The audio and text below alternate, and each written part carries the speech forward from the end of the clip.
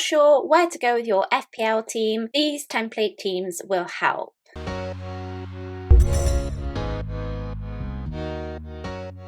Hi guys, I'm Nymfria and welcome back to the home of FPL videos, back with another pre-season 4 template teams video designed to help aid you on how you could set up your FPL teams for the 21-22 season. Each template will cover the main players in the template team with mention to other key players who could make up the rest of your 15-man squad. Feel free to watch, gather ideas and pick and mix players until you get the perfect balance for you. Oh, and please don't forget to like, share and subscribe for more FPL content and entertainment as the season goes on. First up is a fantastic 4 draft. This is effectively putting all your eggs in the premium players basket by investing the majority of your cash in 4 premium players. The first of these premium players being Harry Kane. At 12.5 million, the Golden Boot and Playmaker award winner of last season seems to have lost the attention of FPL managers coming into this new season. This seems to be centred around his transfer rumours to City. I believe either way that Harry is still a good FPL asset.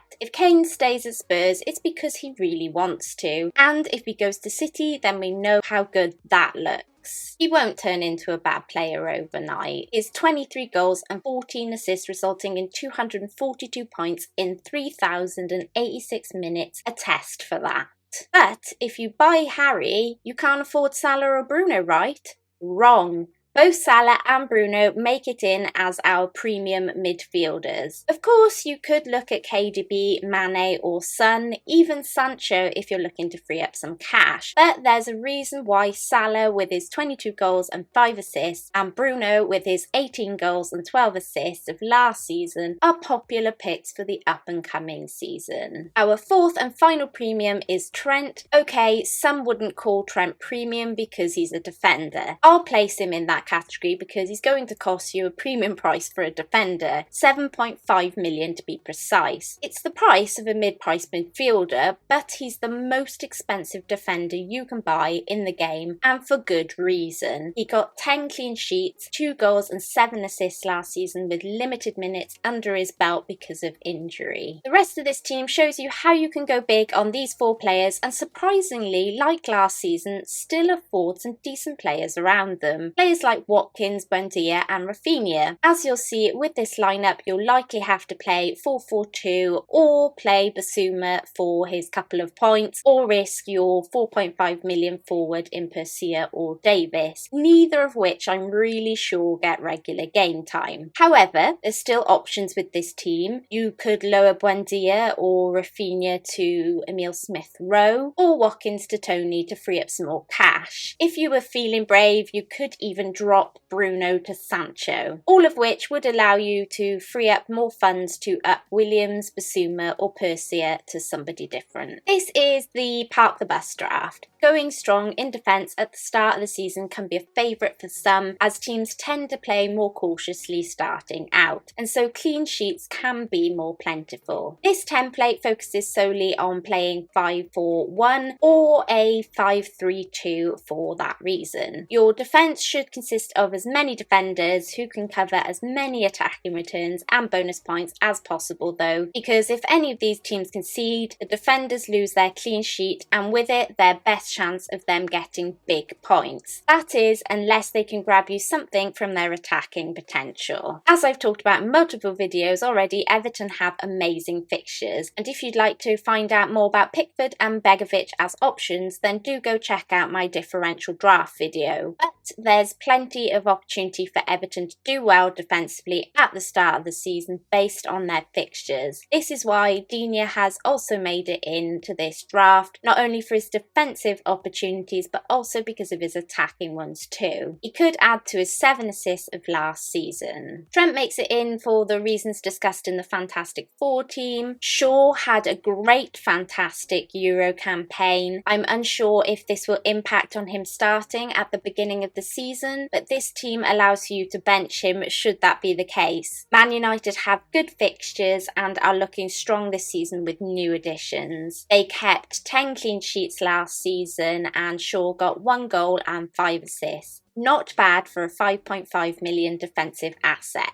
Diaz was right up there in the points last season, coming 5th highest amongst the defenders for FPL points with 142. You get Diaz mostly for his clean sheets. He kept 17 last season. City just know how to defend. But Diaz may well reward you with the odd attacking return. He did get 1 goal last season. As we've chatted about Digne, Soufal is our last defender in the Park the Bus team. West Ham's fixtures are mixed, but there's always potential if Soufal doesn't improve on his 9 clean sheets last season for him to get an assist. He did just that 7 times last season. This team still allows for Salah, and you're packing many of the mid-price forwards others are already considering. You likely have a benching headache from this team though, with the likes of Jota and Zaha sitting there at the moment. So should you want to invest a little more somewhere else, you could drop one of these to your bench fodder role and invest a little more elsewhere. Also, it could be worth considering the Liverpool double up at the back with Robertson. Dropping Jota out for a 6 million midfielder or less would allow you to up Diaz to Robertson. My next template is the midfield mountain draft. Given midfielders are a large source of FPL points most seasons, there's many reasons why FPL managers load up on premium assets here. The Egyptian King and Fernandes make it in for reasons discussed already. Sterling makes it in based on his Euro form, though he was off the boil last season, scoring just the 10 goals and 9 assists compared to the 20 goals he scored the season before. This spot would be Kevin De Bruyne's though, especially if Kane joins City, but you need to skim from Sancho or Havertz in order to accommodate it.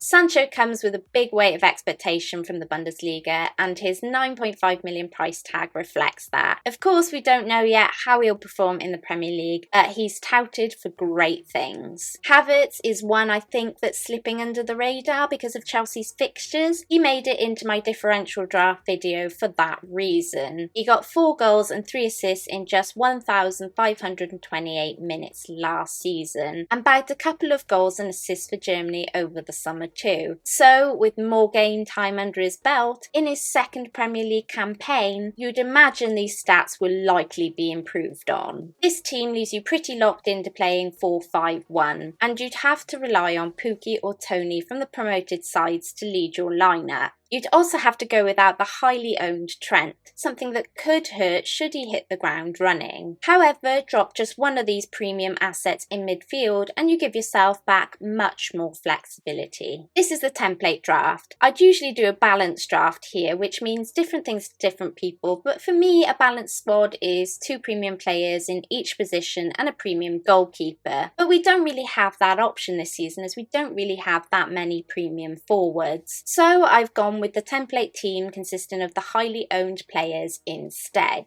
The template team seems to consist of 3 mid-price forwards of your choice. In this case, Watkins and Tony take their spot for their high ownership. Calvert-Lewin is a popular pick because of Everton's great start to the season. But you could go with Iheanacho or Antonio, who are also quite popular due to their form of last season and Antonio's exploits in pre-season. Then many have Salah and Bruno in midfield, with 2 mid-price midfielders next to them, which consists of 2 picks from Grealish, Rafinha, Sarr or Buendia, and then a 4.5 midfielder. Safe FPL managers have gone with Basuma or Brownhill. The riskier amongst us have gone with Gilmore. In defence, Shaw and Trent are popular picks for reasons discussed previously. They are often backed up by 2 4.5 million defenders and a 4 mil enabler if the mid-price midfielder pick is Grealish because of his price. If it's one of the cheaper mids in Sarr, Rafinha or Buendia, then those managers have placed the extra cash in upping Manquillo to another 4.5 million defender. Martinez is the most popular pick in the goalkeeper category. I'm assuming based on last season's form rather than his opening fixtures of this season. I'm also suspecting that those managers are going without Grealish because obviously Martinez costs more than Sanchez. But the most popular goalkeeper combination based on fixtures is of course Sanchez and Foster at the moment. This team is the template because it houses most of the top-owned players. This strategy is popular because it hedges your bets and keeps you with the crowd. It also allows for flexibility in most areas of the team, allowing you to adapt as the game develops. It's at this point I'd like to say thanks to my sponsors, fantasyfootballfix.com. Make sure you go and check them out. The link along with a discount will be in the description below. And that's it. Thanks for watching, you guys. Please don't forget to like, share and hit that notification bell and subscribe for more FPL videos. Until next time, Nymfria out.